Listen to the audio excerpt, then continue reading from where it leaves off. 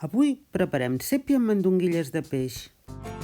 Per les mandonguilles podeu utilitzar rap, lluç o altre tipus de peix, però si no té espina tindreu menys feina. Al final del vídeo us deixem la llista amb tots els ingredients. Nosaltres hem fet les mandonguilles amb dèntol i comencem per treure-li la pell i les espines. Piquem el peix, ho podem fer a mà o amb la picadora. Netegem la sèpia, la melsa també la reservem. També pelem i piquem el tomàquet, la ceba, l'all i el julivert. Remullem el pa amb una mica de llet i ja podem començar. Posem oli en una cassola i en fred hi afegim la sèpia. La melsa la guardem per més tard.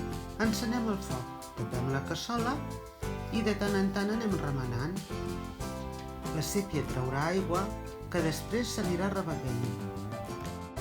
I mentre anem per les mandonguilles, en un bol posem el peix, l'all, el julivert, el pa remullat sense crosta i ho barregem bé amb les mans ben netes.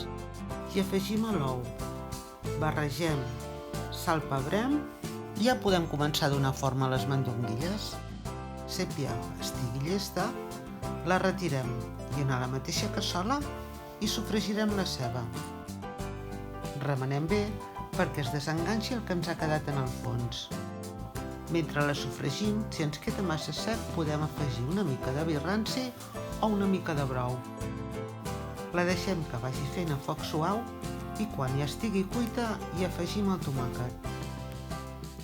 El deixem sofregir uns minuts i ja podrem tornar a afegir la sèpia a la cassola. Li donem un parell de toms i ja és el moment d'afegir-hi la melsa. Salem i afegim el brou i ho deixem coure 10 minuts amb la cassola tapada. Mentre aprofitem per coure les mandonguilles. Les enfarinem, les fregim i les posem a la cassola. Ja per acabar preparem la picada i afegim una mica de suc i l'afegim a la cassola. Tastem el punt de sal i ja tenim el plat llest. Si us ha agradat, deixeu un like o un comentari i així ajudeu a que el nostre canal sigui més visible.